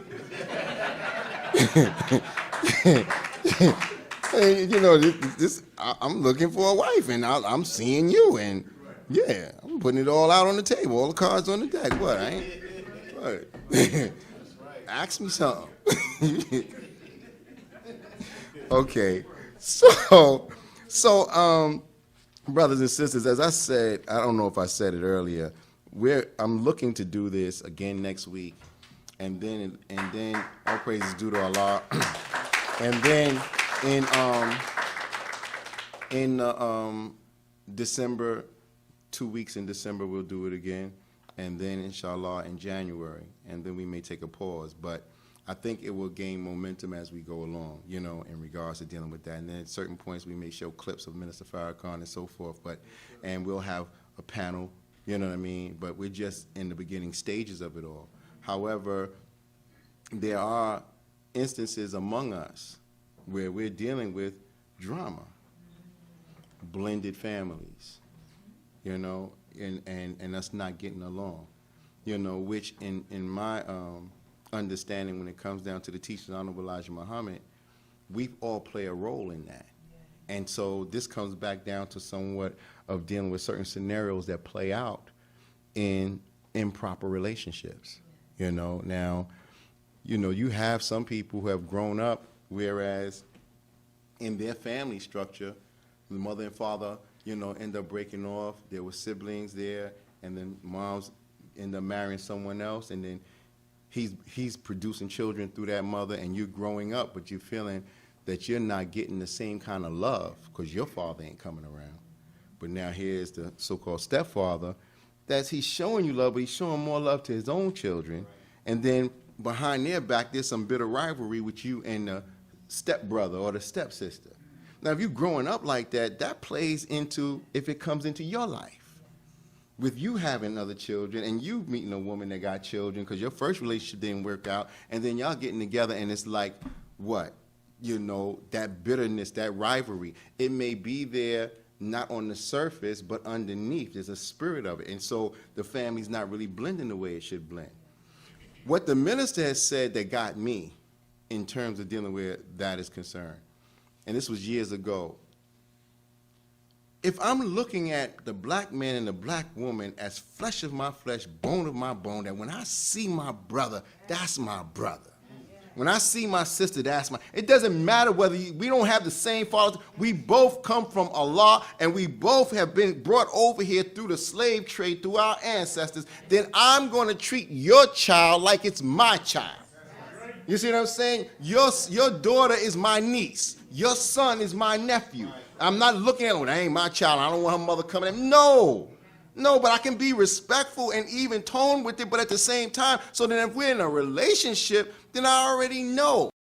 In the way that this world is, if one relationship marriage didn't work and I'm looking for another marriage, 9 times out of 10 or 8 times out of 10 or 6 times out of 10 or 7 times out of 10, that sister you get with already have children. She done been in a relationship. I couldn't believe my wife didn't have no children. Look. I was like, how in the hell you got by all this time? What? No, there gotta be a man somewhere. In my mind, she lying. Like, there ain't no way in the world. Nah, I was like, how did they miss this? And I was like, okay, Allah. You had this waiting for me? All right. Well, praises do that. No, I'm just saying. Because I just couldn't believe it. But I'm saying also to say, if it wasn't like that, my mind was already prepared. From when I was 17 years old, coming up in the black community, females was having babies at 14, 15, and 16. So it's like, okay, so suppose you get with somebody and they already have children, and then you thinking, man, I don't really want to deal with that because I don't want to deal with that baby father drama. You know, I'm going to have to hurt somebody and all that. But now when you put Islam on that, it gets refined. Is that right? No, me and money going to get along. Oh, no, without a doubt. And me, money, and my wife going to get along. No, without a doubt. Because why? Because I got papers on her. And she got papers on me. We married, bro. You, look, only thing you got here is these children. I swear to Allah, I'm not going to disrespect your children, you know, but if they get out of line under my roof, bro, I'm going to do to them what you would do. That's right. Maybe not as bad. But I think at the root of it all is really the love between the husband and the wife. And if that love is promoted between the husband and the wife, then it's promoted in the household. I got 8 children, 4 from my first marriage, 4 from my second marriage. You can't believe how much they love each other. And it's because of the love that my wife and I have promoted in the household. Look, when my other children come over, my children treat it like it's Savior's Day. Oh, they can't believe. But then my grandchildren, they get along. It's just, but I know it's because of how we've promoted the love among ourselves and with our children, and what I promoted among my first set of children. I didn't play that. That's right. No, this is your brother. This is your sister. If my sons was here, they'd tell you. What was you told once I go out and you there with your mother and your sister, if something happened to them, it better be happening to me. You damn right. They get hurt, you better be hurt when I see you. It better be a black eye, bloody lip. Yeah, daddy. And they came and I tried. Okay, all right. Where they at? Because if you look like you all right and they hurt, boy, oh my God, I was younger then. Nah, I'm putting it on you. But I was doing that to make them know that you gotta love your family members like that. All general orders are in effect. So then as we move on and started getting older in regard and more mature, not older, more mature, then I was able to balance that out, but it was still dealing with the root of love. You know what I mean? So when it comes down to it, yeah, the children, they may have their own awkward ways and things that they have gone through, but that shouldn't be to the point whereas as an adult, we're castigating the child when we got more wisdom. You know what I mean? So, you know, those things have to be worked out on, but I know there's some of those things that come up among us. And then, you know, verbal abuse. First of all, we're not allowed as brothers and sisters to even argue with one another. If we have a disagreement, is one thing, but when we get to the point where we just start being nasty with our mouth and our tongue toward one another, it's like, look, Islam just goes out the window. Because when it comes down to time that you have to explain that, you calling your wife out of her name, she calling you out of your name, and then it gets back over this way. Well, how many hurdles of Islam in your mind you had to jump over before you said what you said out your mouth? You can't justify it by saying, well, she got on my nerves. But brother, sister, what, do you pray? Are you reading your Quran? Are you fasting? Are you eating one meal a day? Because if you're doing all that, then your own self-accusing spirit is not going to allow you to. Now, don't get me wrong. You might get upset and you might let one loose, but you're going to check yourself because it's going to be like, you know what? I'm not even going there with you. But we go through certain things, and if you find yourself to that point where you done just crossed the line, then it's a matter of, okay, now let me check myself and find what is it in me that triggered that. I know what it is, because she said, you ain't gonna do. She said, you ain't gonna do. And she kept saying it, and that just got on my nerves. I ain't cooking you nothing. You ain't buying. Get out of my refrigerator. Look, bro. Joe broke self. Fake Muslim. You know, the minister said this one time. And you know, we gotta be able to think from the mind of God. The male is not built like the female is not built like the male. All praise is due to Allah. Is that right? Allahu Akbar. So we're built in a masculine way. She can't whip you. So if you get on her nerves, yeah, hopefully. If you get on her nerves and you press that button and you cross that threshold, how is she going to be able to beat on you? With her tongue. And if it has to come to that, it's okay. I already know why you're saying that, because I done got on your nerves, and so now you wanna say stuff that's gonna hit me in the gut. You know what I mean? I ain't even going for it. You know what? Yeah, all right. I'll be back, because I ain't staying here for that. Assalamu alaikum. Boom. Yeah, walk away. I used to always say, walk away, but I gotta come back. So what happens on that part? And nobody would be giving me the answer. But I started listening to Minister Farrakhan more and more. But the other side of it was asking myself, why am I letting that get to me like that? That's the big part, you see? And when you start realizing what that is now, let me departmentalize that so I can manage that. I'm not trying to manage her, I'm managing that part that's irking me, that's inflaming my gin. No, yeah, you know what I mean? You know how the bush was on fire, but it wasn't consumed with I'm getting consumed. So I don't want to be consumed with the fire that's in me, so how do I, you see what I mean? And so, you need to learn how to talk to somebody. Yeah, right, okay. You already know that. She knew that before she said what she said out of her mouth. But the other side of it is this. When that comes up, or that emotional side shows itself, that irritants, being irritable, and it's coming out in another way, you and I as brothers got to ask ourselves, okay, because what's on the surface is not really what's bothering her. What happened? What did I do that's making you feel somewhat of it vulnerable or insecure? That's something that, I'm not vulnerable, I'm not insecure. Nah, sis, this ain't the norm. I can tell. All right, you don't want to say what it is, but I know something done happened. And sometimes it may not even be you, but it might be things throughout the whole day, and then you just tick that last part. And she ain't ready to talk about it right now. But I can walk away.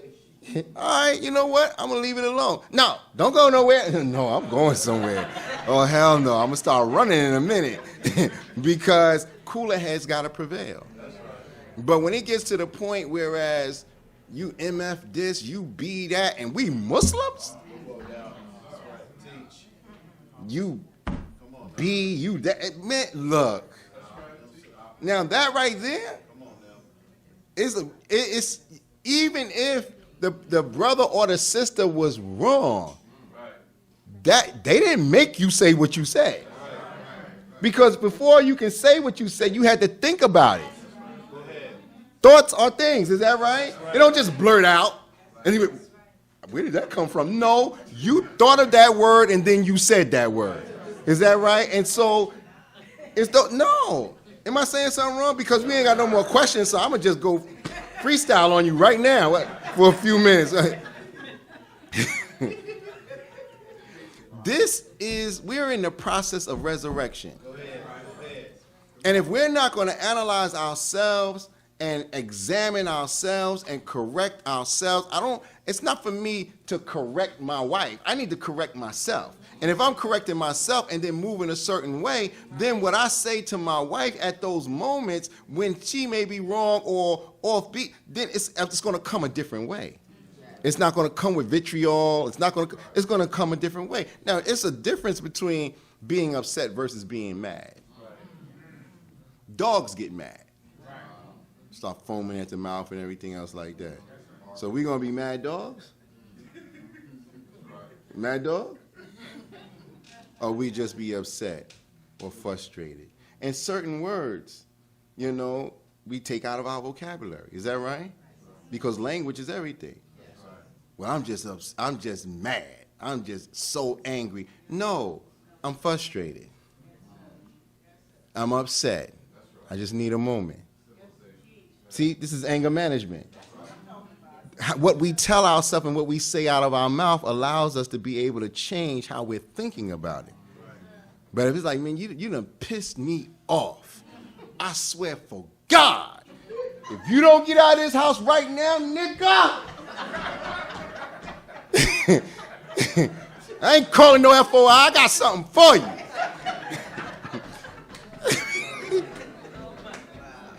That ain't gonna work. Oh, I'm a nigga now? Oh, I'm a nigga now. Oh, so that's how you do. Oh, look at the MGT now. Now I'm a nigga.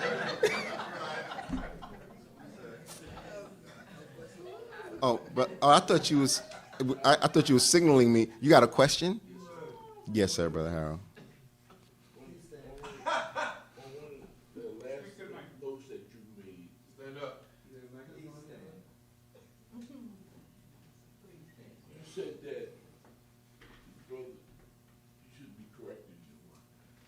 I didn't say I shouldn't be.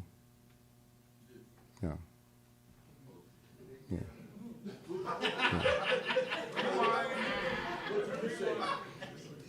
Right.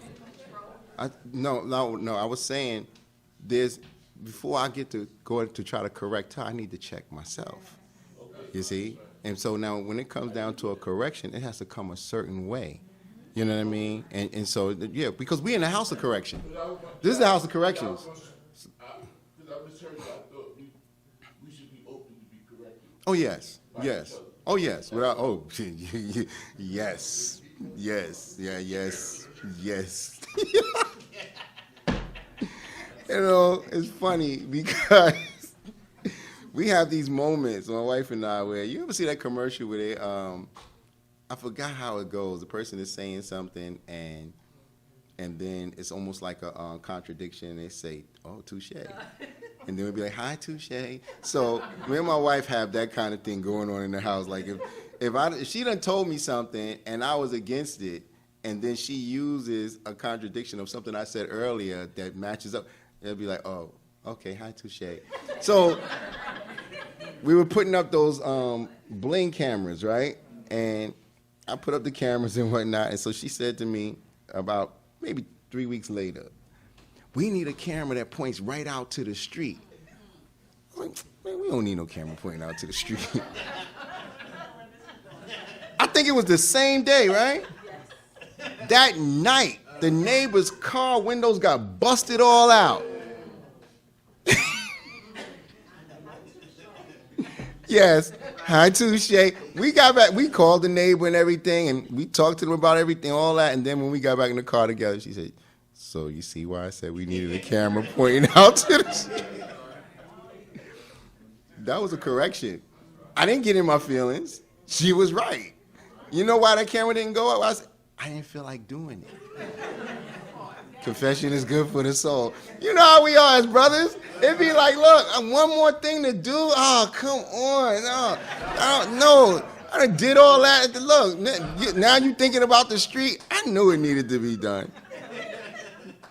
And Allah beat me for it. And she was so sweet about it. Now, do you think we need? Like, yeah. It wasn't like, see, I told you, Mr. Supreme Wisdom. student minister, act like you know all that, dummy. It wasn't none of that, but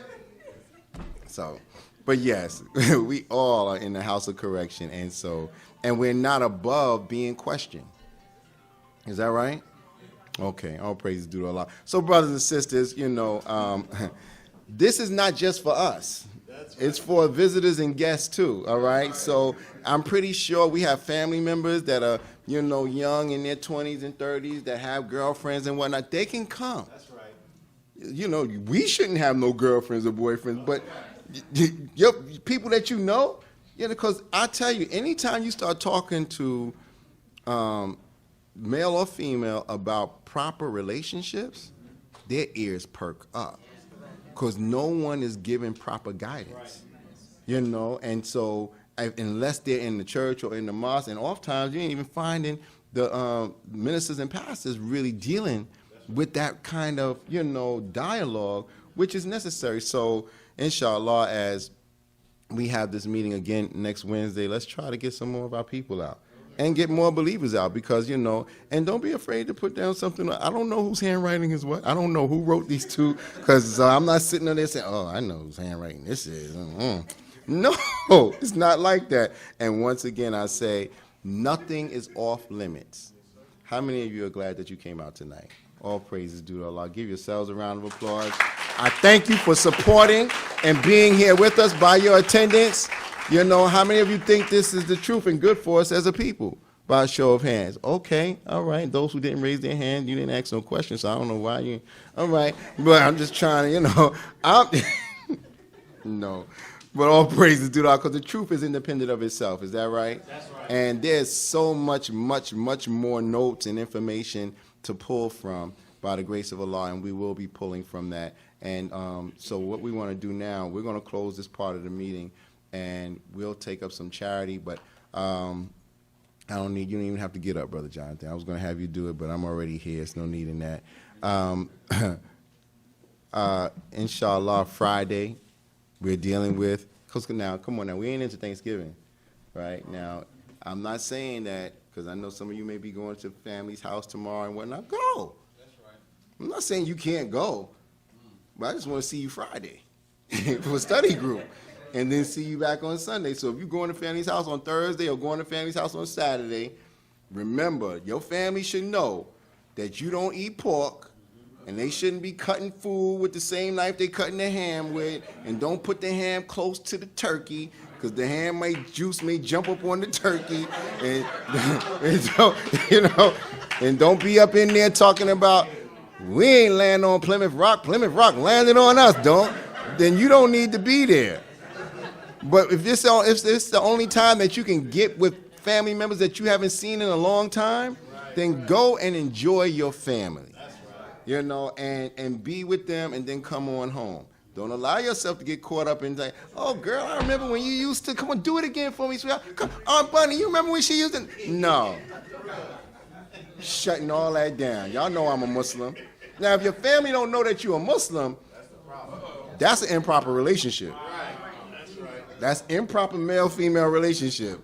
Your family should know that you are a Muslim and that you're living by certain principles now. Is that right? All right. Don't go over there acting like you Rollo now. And you was Hassan with us, but you Rollo when you get around your family. Yo, where the music at? Ain't nobody jamming. Yo, we're cousin Sonny DJ. Yo, don't you do that. This is the way they know me, though. I don't want them to, no. Accept your own and be yourself. But Friday, we're dealing with our study circle. And so those of you that can make it out, come on out and be with us as we delve into the study material. And then we're back on Sunday. Hopefully you're working on guests to bring out for Sunday. We're going to do part 2 of who will deliver us. I forgot the name of the title. Who will deliver the lawful captive. At part 2. And so hopefully we'll be out for that. And let's bring our family and bring guests out. And those people that you've been trying to work on, once again, you got people that you've been trying to work on for months and they keep lying to you and they ain't showing up. Stop trying to get them to the mosque and try to bring the mosque to them.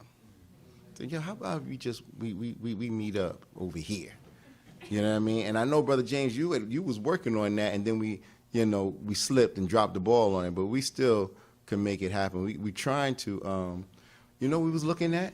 We was looking at getting the Billie Holiday Theater to have Muhammad Mosque 7C on a Sunday at the Billie Holiday Theater. You see what I mean? Now, the Billie Holiday Theater, they hold quite a bit of people. If we get it, we would have to make sure we ride that horse and pack that thing out. Is that right? And they want like $2,000 just to rent. Their regular price is $3,400. You know what I mean? That's just for the day. Yeah. So if we was to go up in that piece, yes, we can do it, sister. We gods. We can do that and be able to raise about $4,000 or $5,000 and sell bean pies and dinners and impress people and make friends. But we all got to be unified in our mindset and call and then pray to Master Prophet Muhammad and then go make it happen. You know what I mean? Because whatever price we got to pay to get it is nothing in comparison to the lives that we're going after. Is that right? So, yeah, we're looking at that, in other areas of the restoration and places in Brooklyn. But so back to what I was saying, though, you may have 2 or 3 people that you know. Don't be afraid to say, you know what? You and your husband could be like, look, you know what? Let's set a date to have them come by the house and, and we just have some dialogue with them about God, about family, about faith. And then you start dropping seeds of the teaching. And make it to the point where you emulating the spirit of the minister, and then you have a start time and a cutoff time and be like, did y'all like it? Yeah, I love this. This was real good. And this, that, and the other. Can I get another one of them bean pies? And can I get a little bit more coffee? Yeah, no, you getting ready to go home, but no, would you want to do this again? And then you set a day and a time. That's the way the minister started building the nation, him and Brother Jabril. And after a while, you'll find you're putting the teachings in them. And then one day they're going to be like, I want to go to that mosque with you. You won't even have to invite them. They said, the mosque been here with you all along, but come on out. And that'll be a believer. You know what I mean? Because everybody's not going to just come out. But if we start working on where we at, and then some of them that you'll be working, so, would you meet with me? And, I can get one of the believers to come. We can talk. And they say, yeah, I'll come. You ain't even got to tell them I'm the student minister. But that's how it has to work. We have to be ingenuitous, and we're following the blueprint of the minister. So it's in a way of devotion. Is that right? We just don't want to overflood your people and start teaching on why water is wet. And then you wearing them the hell out because you want to impress them and you really hearing yourself. And it's like, no, we ain't got to go into all of that. Basics. There's so much basic stuff we can talk about, and then you want to hear them before you talk to find out what their thoughts are about things so you can see how they think. And when you start learning how they think, then you know what to drop on them. Is that right? A Muslim is a good listener. Is that right? All praises due to Allah. So let us pass the receptacle on the sister side and on the brother side. We only have one receptacle? Okay. All right. Yes. Whatever you can give, it's mostly believers and supporters in here, so whatever you can give, if you want to use your card, you can. We're not saying you have to, but if you want to, you can. Praise is due to Allah.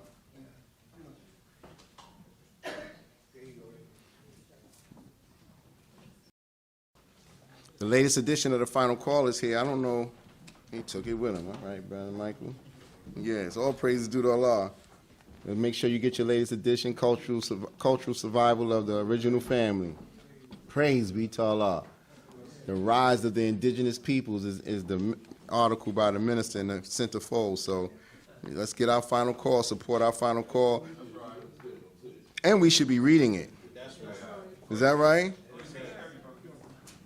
We should be reading it, because sometimes, the whole week could go by and I don't get a chance to really go through fully through the Final Call.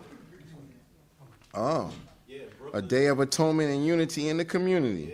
Brother Dalil's article is in here on Brooklyn. Yes, on page 30. All praises to Allah. When we was going out feeding the people, they gave you a whole full page, brother. All right now, get some gravy to go with that rice. All right, praise be to Allah. Yes. So, Brother Michael, you can take your paper back. As soon as we finish with the charity, we can close out in prayer. And we want to make sure everybody gets secured in. Is that right? Yes, sir, Brother Dalil. Oh, yes, sir. Thank you for mentioning that.